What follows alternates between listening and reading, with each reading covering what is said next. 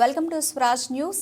ప్రపంచ స్నేహితుల దినోత్సవాన్ని పురస్కరించుకొని హుస్నాబాద్ మండలం మహాసముద్ర గండిలో బీఆర్ఎస్ పార్టీ హుస్నాబాద్ పట్టణ శాఖ ఆధ్వర్యంలో వనభోజన కార్యక్రమానికి ఈ వేడుకలకు ముఖ్య అతిథిగా పాల్గొన్న మాజీ శాసనసభ్యులు ఉడతల సతీష్ కుమార్ హాజరయ్యారు.